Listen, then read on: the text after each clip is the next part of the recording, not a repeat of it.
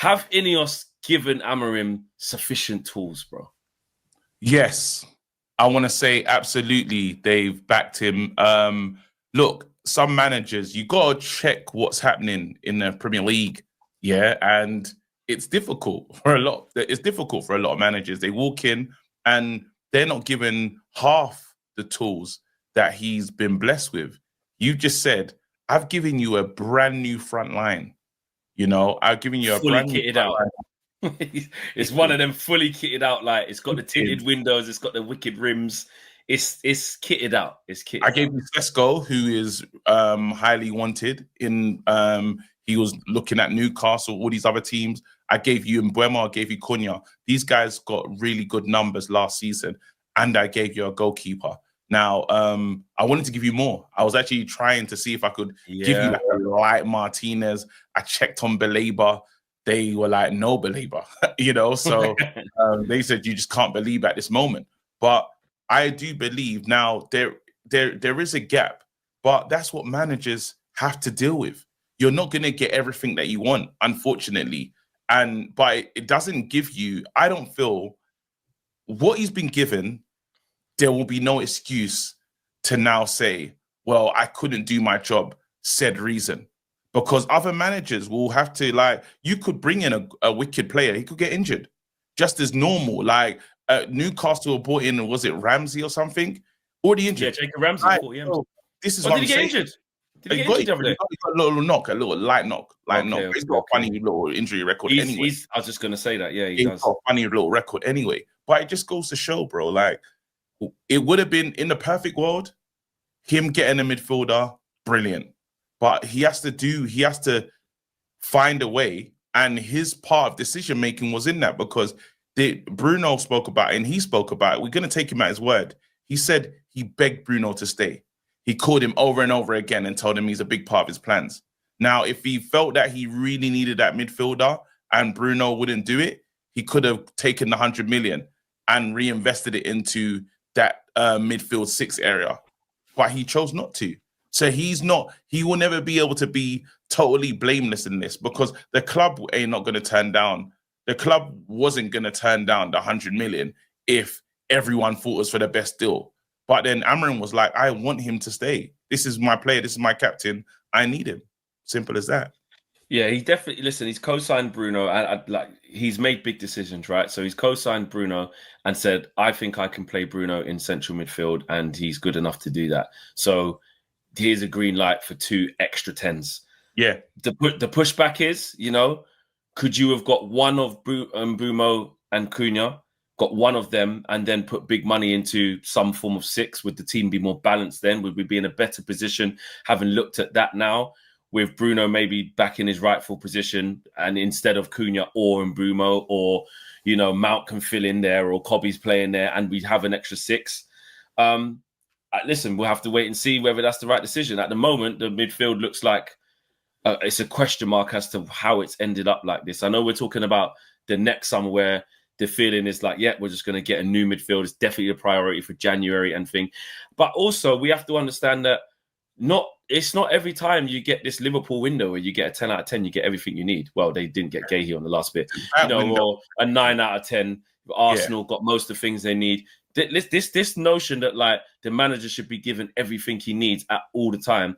Obviously, we want to be doing that. We don't want to be penny pinching and getting, low cut deals and stuff like that. But you're not going to get everything you need. You have to show improvement with what you've got, and you have to show improvement with the signings that you do actually get that are good signings.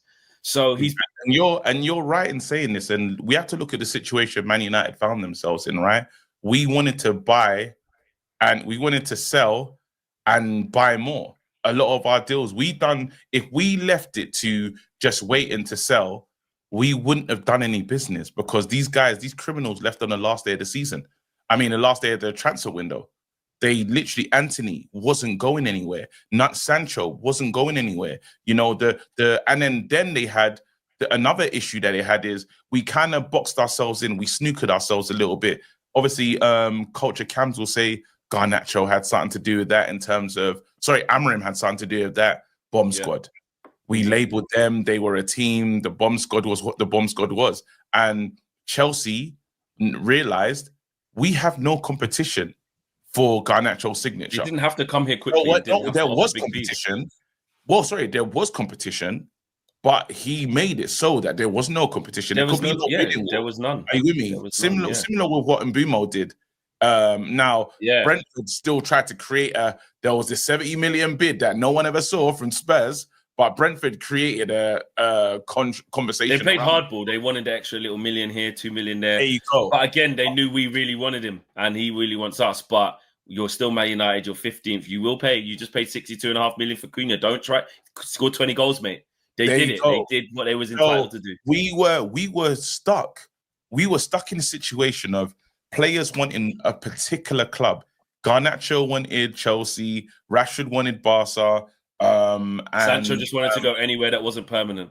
Yeah, and then and you can't.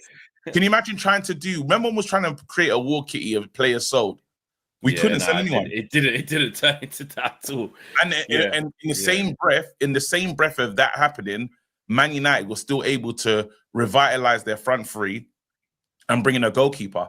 I think the manager's been backed personally. Yeah, and I think the goalkeeper one is the one that really tips it as well. If he just got, listen, I still think we should be signing 5 players this summer. From finishing 15th, they should have made sure we signed 5 players. I understand that it could have been 5 if the Labour financials were different, and we just couldn't do it. I hear that a bit, but we should have been getting 5 players somehow. The Lamans one last minute.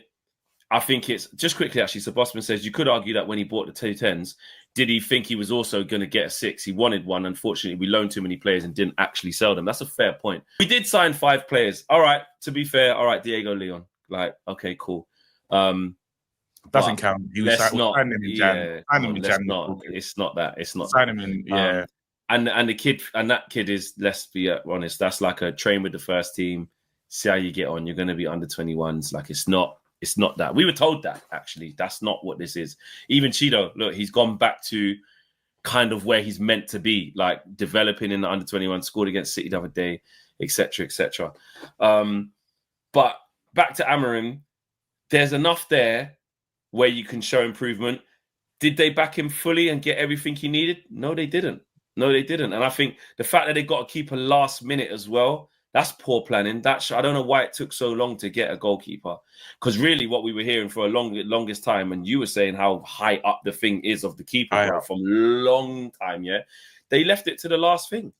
We got a keeper on deadline day, bro, and we didn't even know which one we were going to get. I mean, it made us start the season with having to put Onana in against Grimsby because he's not gone or you didn't make it clear. Obviously Bayern there, first game of the season, Arsenal. So it's cost us already. It's cost us 2 games by not sorting out the goalkeeper. I think they believed there was a moment when they believed, look, and a lot of fans say this, score more goals, it won't be a problem at the back. And you quickly realize, hey, it's not as easy as that. These goalkeepers, it's dangerous because concede goals early, you have to chase games back. And we was never planning. Remember, we said the only way we bring in another goalkeeper is if one of the goalkeepers go. That wasn't happening. We got touched at Grimsby with our number 1 because Onana was still kind of our number 1. He wasn't told. It wasn't like Bayern Deer is going to be the new number 1. He'd been out for 2 games by then, didn't he? Yeah. But he's still the plan to phase him back in. Yeah, it felt like it. Yeah, and he made mistake after he made big mistakes, and they said, "Is like as much as we might believe that, because a lot of people want to believe in Onans, right? But he can't. He's not fit for purpose. So go into the market, go and get luck. Because we tried to get Martinez early. We offered. We said alone. Silly. The Villa would never. Again, that's just that is wasting Villa's time. That is stupid. Like to go and ask for their number 1 World Cup winning goalkeeper, mad experience. Can we just loan him for a year? What kind of foolishness is that? He's worth a lot of money in this market. Like you can't, and they've got PSR issues. What does a loan do for them for one of their best players? Like it's stupid.